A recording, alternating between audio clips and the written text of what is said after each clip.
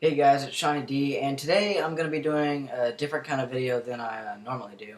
And to be honest, it might end up being kind of a rant. I'm going to talk about some of the shootings that have been occurring in the past few months. I mean, I know it's kind of a deeper topic than I usually discuss, but I felt the need to talk about it. Also, a shout out to Chase Weeks. He did a video similar to this one earlier today, actually, and when I was watching it, I just felt like I should make a video about this too. I was just looking at some statistics earlier today, and the numbers really are amazing. If I remember correctly, there have been over 1,000 mass shootings since the start of 2013 in the U.S. alone, resulting in 1,347 deaths as well as nearly 4,000 injuries. This one that just occurred a couple of days in San Bernardino was the deadliest mass shooting in the U.S. since the shooting at Sandy Hook Elementary in December 2012, where 26 people, including 20 children, were killed. The U.S. has gun problems unparalleled by most other nations.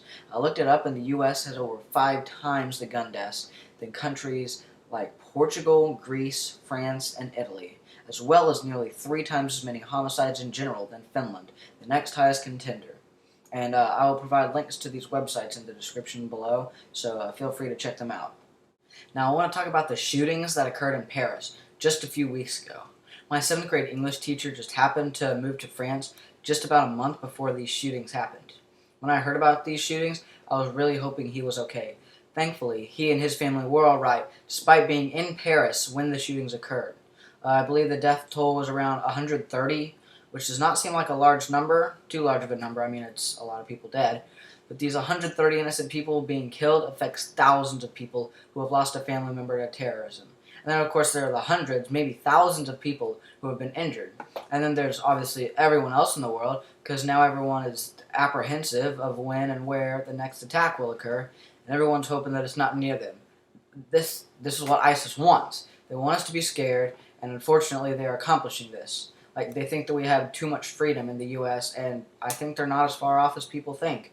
I mean, they're getting, obviously their way of getting what they want is terrible and stupid, but what they're proving is that some random person who happens to be in ISIS goes and buys a gun, then shoots and kills a ton of people. It's ridiculous that they can do that. I mean, you see countries like England and Scotland with stricter gun laws. They're having no problems with this situation, and the U.S. needs to just get up to speed.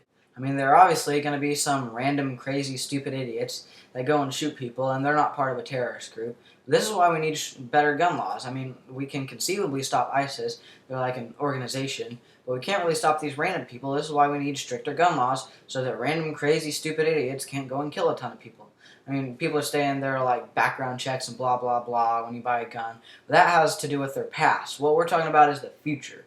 We need to try and greatly reduce the number of people killed by firearms. I'm looking at a chart right now from 2001 to 2013.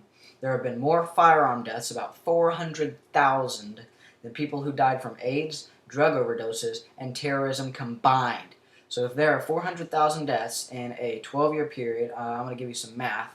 That's over 30,000 killings per year. And if the U.S. population is about 320 million, which it is, more than 1 in 10,000 people is killed by firearms each year. I mean, that might not seem too significant, but if you take Oklahoma City, where I live, our population is about 610,000. So if 1 in 10,000 people die each year, that's about 65 people each year over a 12-year period, just in the city where I live. Apparently the smart people who run our country haven't seemed to notice this yet. This is just another reason why we need stricter gun laws. That wraps up this video, guys. I would say I hope you enjoyed it, but you probably didn't. Just like this video and comment so more people can see it. And also subscribe to my channel if you want some more random videos in your feed. Oh, and my friend Dylan wanted to be in this video, so say hi, Dylan. Hi. Thanks, Dylan. Peace out, homies.